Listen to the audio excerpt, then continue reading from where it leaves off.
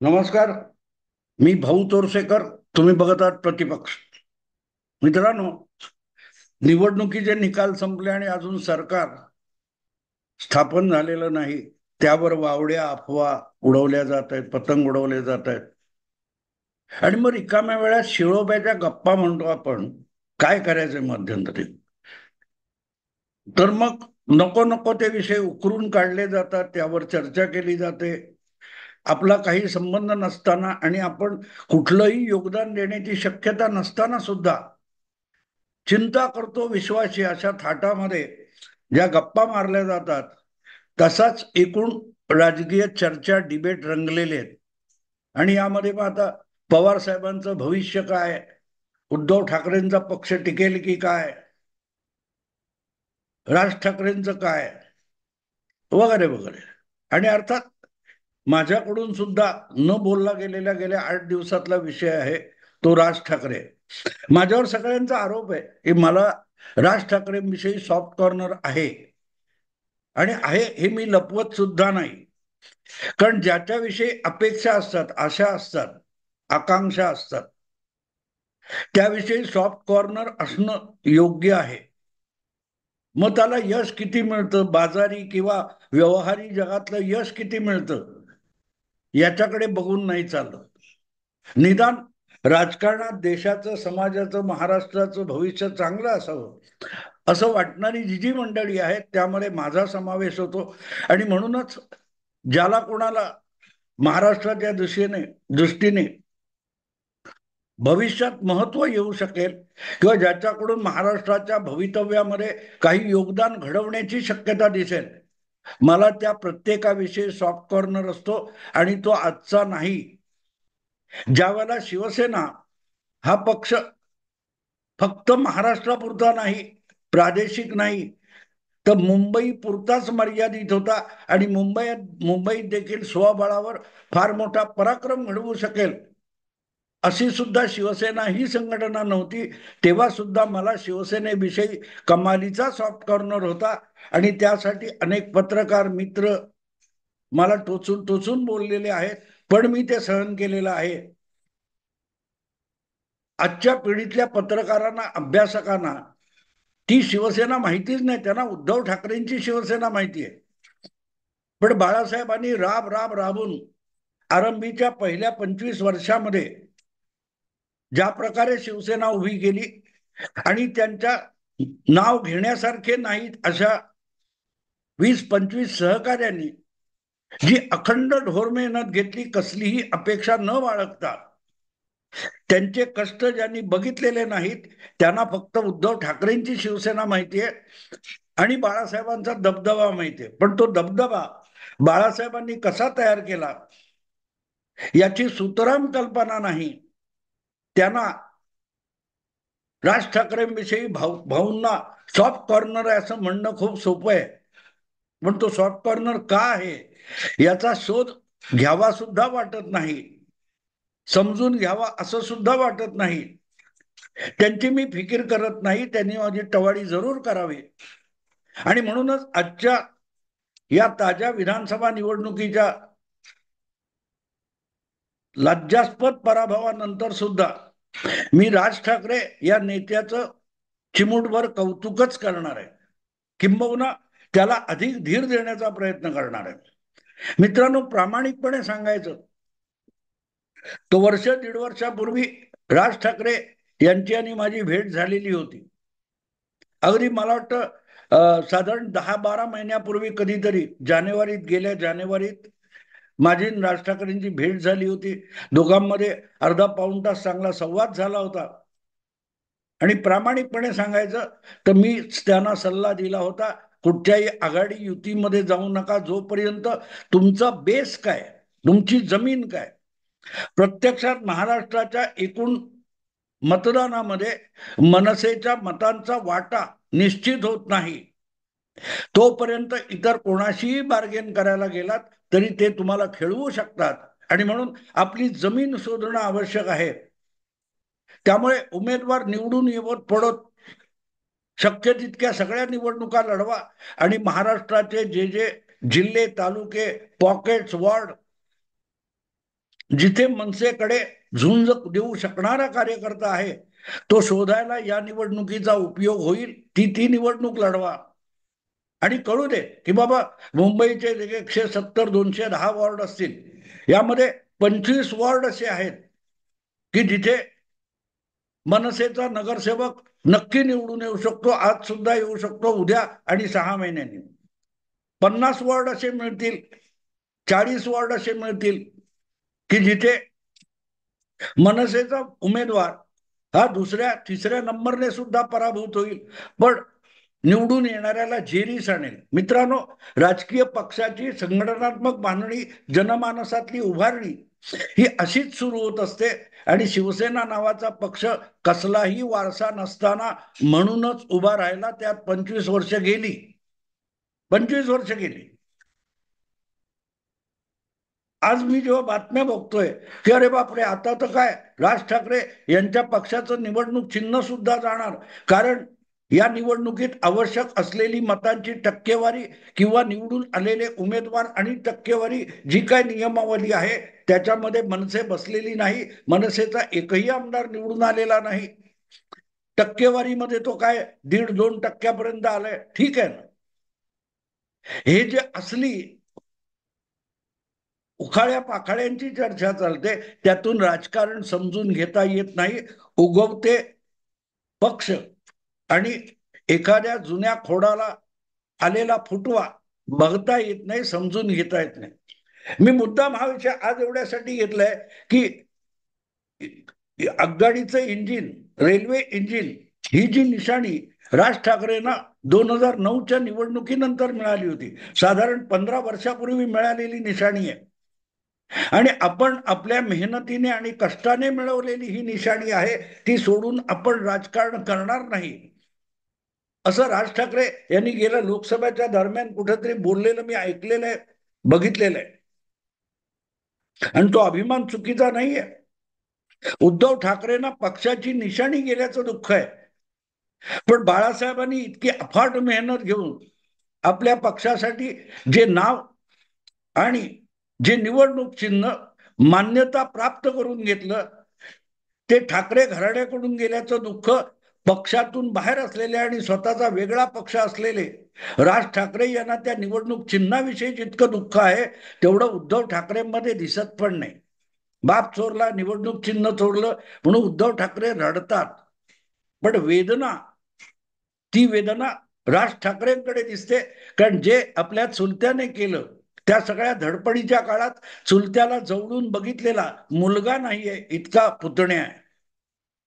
आणि तीच धडपड करून आपण रेल्वे इंजिन ही आपल्या पक्षासाठी मिळवलेली निशाणी आहे.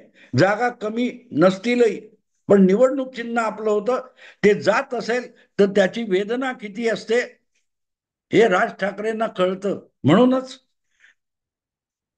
धनुष्यबाण शिवसेनेकडून जाण्याचं, उद्धव ठाकरेंकडून जाण्याचं दुःख राज ठाकरे यांच्या बोलण्यातून झलकत होतं. तसा पळवणारा कोणी बाहेरचा नाही, तो पण शिवसैनिकच आहे, एकनाथ शिंदे. पण मुद्दा असा आहे की हे चिन्ह मिळायला बाळासाहेबांना किती मेहनत करावी लागली, किती झुंज द्यावी लागली, याचा इतिहास माहीत नसलेले यावर पांडित्य झाडतात. मित्रांनो, 1968 मध्ये पहिल्यांदा मुंबई महापालिकेच्या निवडणुका शिवसेनेने लढवल्या, तेव्हा धनुष्यबाणी निशाणी घेतली होती, तात्पुरती घेतली होती आणि तात्पुरतीच दिली गेली होती, कारण शिवसेना पहिल्यांदा निवडणुकीच्या रिंगणात उतरली होती आणि तिच्याकडे मान्यता प्राप्त पक्ष नाही, म्हणूनच चिन्ह सुद्धा नव्हतं. आणि मला आठवतं, जे काय प्रजा समाजवादी पक्षाबरोबर हातमिळवणी करून 70-100 वगैरे उमेदवार शिवसेनेने उभे केलेले होते, त्या सगळ्यांना धनुष्य आणि बाण, पण तो बाण तिरपा होता, असा समोर उभा बाण नव्हता, तर तिरपा बाण असलेली निशाणी होती. आणि ती निशाणी सुद्धा सगळ्या उमेदवारांना मिळाली, तरी छगन भुजबळ नावाचा माझगाव मधला जो शिवसेनेचा उमेदवार शाखा प्रमुख होता, त्याला ती निशाणी 68 मध्ये मिळाली नव्हती.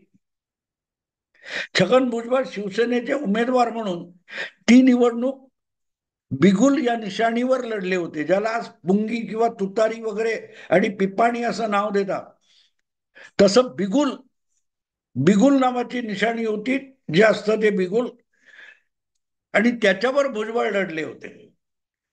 पण ते झाल्यानंतर 1971, 1972, 1970 मध्ये जी पोटनिवडणूक झाली, कृष्णा देसाईंची लालबाग परळची जागा होती, त्यांच्या मृत्यूमुळे किंवा हत्येमुळे निवडणूक झाली.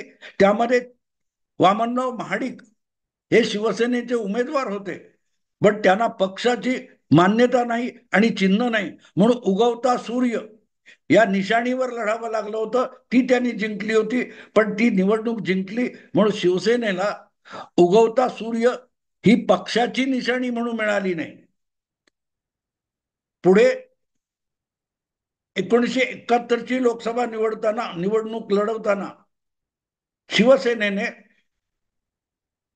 रितसर पक्ष म्हणून नोंदणी केली आणि ढाल आणि 2 तलवारी म्हणजे ढाल तलवार अशी गोल आणि अशा तलवारी असं चिन्ह शिवसेनेला अधिकृतपणे देण्यात आलं होतं, निवडणुकीपुरतं देण्यात आलं होतं. आणि आवश्यक ती मतं मिळाली असती तर ते शिवसेनेचं चिन्ह झालं असतं, एका प्रादेशिक पक्षाचं. पण ते होऊ शकलं नाही. पुढे 72 मध्ये विधानसभेच्या निवडणुका झाल्या, तेव्हा सुद्धा शिवसेनेकडे अधिकृत चिन्ह नव्हतं. त्यामुळे वेगवेगळ्या भागामध्ये, वेगवेगळ्या मुंबई नजीकच्या वेगवेगळ्या मतदारसंघामध्ये शिवसेनेला उमेदवारांना एकाच चिन्हावर सुद्धा लढता आलं नव्हतं. आणि ही कहाणी चालू राहिली, ही कहाणी दीर्घकाळ चालू राहिली. ती अगदी 1984 पर्यंत. 1984 मध्ये इंदिरा हत्येनंतर लोकसभा आणि विधानसभा निवडणुका झाल्या.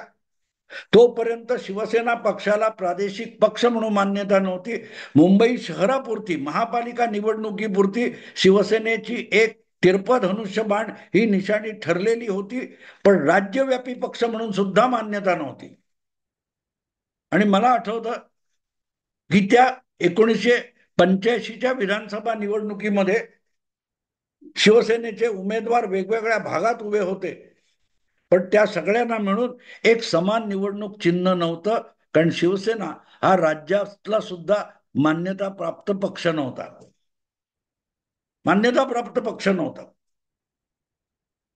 एकटे छगन भुजबळ निवडून आले आणि छगन भुजबळ मला वाटते धनुष्यबाणावर लढत होते, आणि इकडे लवगरो म्हणजे आता ज्याला वरडी वगैरे म्हणता तुम्ही, त्या मतदारसंघामध्ये दत्ता नलावडे हे नारळाचं झाड या चिन्हावर निवडणूक लढवत होते, कारण शिवसेनेला पक्ष म्हणून, राज्यातला पक्ष म्हणून मान्यता नव्हती, एक निवडणूक चिन्ह नव्हतं.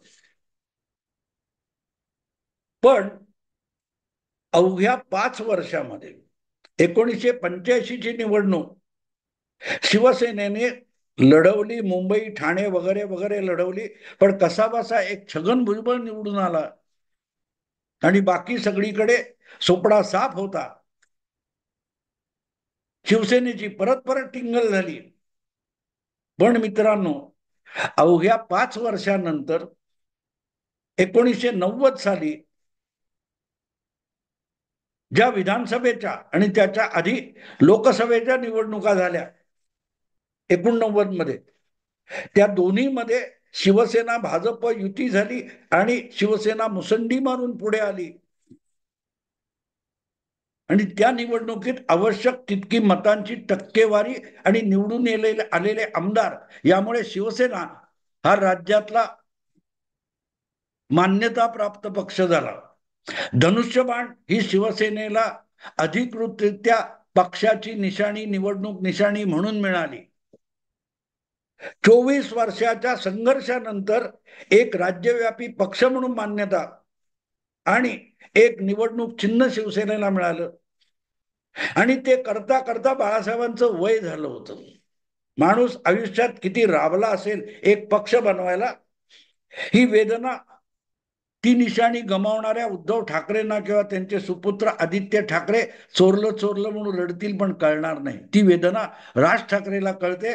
म्हणून उद्धव ठाकरेंच्या विरोधातला निर्णय असला तरी वेदना राज ठाकरेंमध्ये जास्त दिसेल. आणि म्हणूनच आज ज्या वेळेला राज ठाकरे यांच्या महाराष्ट्र नवनिर्माण सेनेला 15 वर्षापूर्वी मिळालेलं निवडणूक चिन्ह जाणार असेल, तर त्याचं दुःख काय, त्याची वेदना काय, त्यातल्या यातना काय, हे त्यांना नक्की कळतात, नक्की कळतात. पण म्हणून इतिहास सुद्धा विसरून चालत नाही. इतिहासापासून काहीतरी शिकायचं असतं. मग तो इतिहास कोणाचाही असो, तो इतिहास काँग्रेस पक्षाचा असो, शेतकरी कामगार पक्षाचा असो, तो कम्युनिस्ट पक्षाचा असो, जो धडा त्यांना असतो तो इतरांना सुद्धा असतो, की त्यांनी केलेल्या चुका, त्यांच्या वाट्याला आलेला अनुभव हा तुम्हाला आयता मिळत असतो. त्यापासून तुम्ही धडा घेतलात आणि शिकलात तर तुम्हाला त्याचा उपयोग आपल्या सर्व्हायव्हलसाठी, आपल्या टिकून राहण्यासाठी आणि आपल्या उत्तम वाटचालीसाठी त्या अशा धड्याचा उपयोग होत असतो. बाळासाहेब ठकले नाही. 25 वर्ष एक राज्यव्यापी पक्ष म्हणून मान्यता मिळत नव्हती, एक निवडणूक चिन्ह मिळत नव्हतं, वेगवेगळ्या निवडणुका लढवल्या या दरम्यानच्या काळात विधानसभेच्या. त्या निवडणुकांमध्ये सुद्धा सगळ्या उमेदवारांना पक्षाच्या एक चिन्हावर लढता येत नव्हतं, तरीही तक्रार नव्हती. लढणारे झुंजणारे कार्यकर्ते उभे केले, गोळा केले, त्यांना झुंजायला लावलं, झुंजायला शिकवलं आणि सांभाळून ठेवले. आणि त्या बळावर 25 वर्षानंतर शिवसेना हा एक प्रादेशिक पक्ष म्हणून त्याला मान्यता मिळाली. आजच्या निवडणुकीतून टक्केवारी किंवा जिंकलेल्या उमेदवाराच्या संख्येमुळे राज ठाकरे यांच्या पक्षाची मान्यता जात असेल तर गडबडण्याचं कारण नाही. 71च्या निवडणुकीत तात्पुरती मिळालेली निशाणी सुद्धा शिवसेनेला टिकवता आली नव्हती. पण 18 वर्षांनी त्यांना स्वतःचा पक्ष म्हणून, प्रादेशिक पक्ष म्हणून मान्यता आणि चिन्ह मिळालं असेल तर राज ठाकरे यांनी उमेद सोडण्याचं कारण नाही. उमेद सोडण्याचं कारण नाही. जिंकायला जग आहे आणि हरायला काहीही नाही. गमावण्यासारखं काही नाही आणि मिळवण्यासारखं जर विश्व असेल तर लढण्याची जिद्द ही त्यातली प्रेरणा होते. आणि म्हणून आज गेल्या 3 निवडणुकांमधल्या धरसोडीनंतर स्वबळावर लढलेली आणि आपल्या मुलाला सुद्धा प्रतिकूल परिस्थितीत निवडणुकीच्या रिंगणात उतरलेली ही निवडणूक राज ठाकरे यांनी आपल्याला इतिहासाने दिलेला धडा आहे म्हणून स्वीकारली. तर पुढच्या 5 वर्षात सुद्धा चमत्कार घडू शकतो. जसा 1985 ते 90 या कालखंडामध्ये शिवसेनेद्वारे आमूलाग्र फरक पडला होता. ज्या गिरणगावातून शिवसेना सपाटात झाली दत्ता सामंतांच्या गिरणी संपामुळे, त्या गिरण गावातून अवघ्या 5 वर्षांनी शिवसेनेचा खासदार लोकसभेवर निवडून गेला वामनराव महाडिक यांच्या रूपाने. डझनभर खासदार निवडून आले, डझनभर आमदार निवडून आले. कारण बाळासाहेबांनी हिंमत सोडली नव्हती. आपल्या सहकार्यांना, सवंगड्यांना मला या निमित्ताने जाता जाता एक आठवण सांगेन की 85च्या निवडणुकांमध्ये सगळे उमेदवार पडले आणि बहुतेक जण मातोश्रीवर जमले होते. सगळे चेहरा पडलेले होते, गुडघ्यात चेहरा घालून बसले होते. आणि बाळासाहेब आले, म्हणाले काय झालं, कोण गेलं, कसलं सुतक आहे. ते म्हणे सगळे पराभूत झाले. अरे येऊन देत, निवडणुका येतात आणि जातात, निवडणुका येतात आणि जातात. आपलं आयुष्य संपलेलं नाही, आपली लढाई संपलेली नाही. असं म्हणून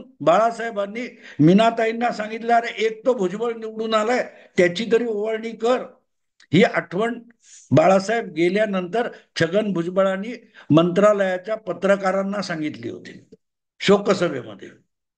मला असं वाटतं की राज ठाकरेने त्या चुलत्याला गुरु मानले, त्या काकाला गुरु मानले, तर त्याच्या आदर्श पावलावर पाऊल टाकून उभं राहायचं ठरवलं तर मनसेला सुद्धा अजून चांगलं भविष्य असू शकतं. इतिहासापासून धडा घेतला तर इतिहास घडवता येतो आणि इतिहासाकडे पाठ फिरवली तर तुम्ही इतिहास जमा होता. हेच राजकारण आणि सत्तेच्या राजकारणातलं सत्य आहे. ज्यांना स्वीकारायचंय त्यांनी स्वीकारावं, नाही स्वीकारायचं असेल त्यांच्यासाठी आपण काहीही करू शकत नाही. मित्रांनो, आता इथेच थांबतो. आवडलं लाईक करा, शेअर करा आणि प्रतिपक्षाला सबस्क्राईब करा. नमस्कार.